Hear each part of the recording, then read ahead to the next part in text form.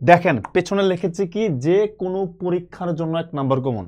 আসলে কি হ্যাঁ, এই যে যে কয়েকটা তথ্য আছে এই তথ্যগুলো পড়ে গেলে যে কোনো পরীক্ষায় এখান থেকে প্রশ্ন আসে। কেন এখানে কি আছে যে 1 নাম্বার কমন পাবেন? দেখেন এমন কোনো পরীক্ষা নাই যেখানে রবীন্দ্রনাথ ঠাকুর থেকে প্রশ্ন আসে না। এবং কোন জায়গা থেকে প্রশ্ন আসে, তার প্রথম কোনটা, তার শেষ কোনটা, প্রথম কবিতা কোনটা, প্রথম গল্প কোনটা, শেষ গল্প কোনটা, শেষ ছোট গল্প কোনটা, এরকম প্রশ্ন আসে। এইটা নিয়ে আর ঝামেলা নিতে হবে না।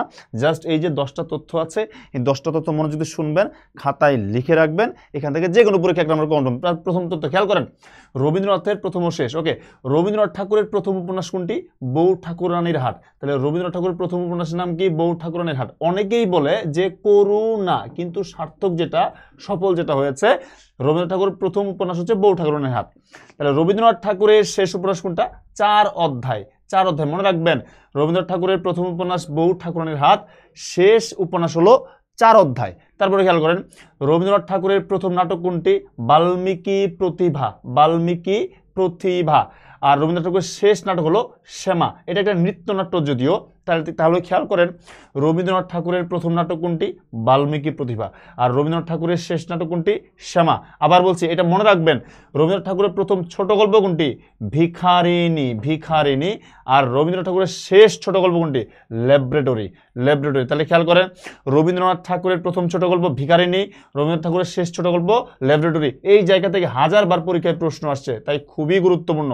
আর রবীন্দ্রনাথ ঠাকুরের প্রথম কবিতা কোনটি? অভিলাষ। অভিলাষ।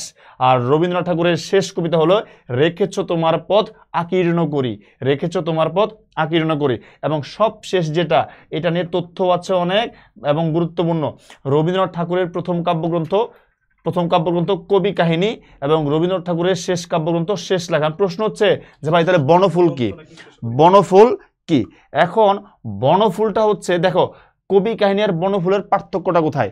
বনফুল হচ্ছে প্রথম যে লিখে এটা বনফুল, আর প্রথম যেটা প্রকাশ হয় কবি কাহিনী। এই জন্য বলছি রবীন্দ্রনাথ ঠাকুরের প্রথম কাব্যগ্রন্থ কবি কাহিনী, আর রবীন্দ্রনাথ ঠাকুরের শেষ কাব্যগ্রন্থ শেষ লেখা। এই যে 10টি তথ্য, এটা মনে রাখেন, যে কোনো পরীক্ষাতে আপনি 1টি নাম্বার কমন পাবেন। আসসালামু আলাইকুম।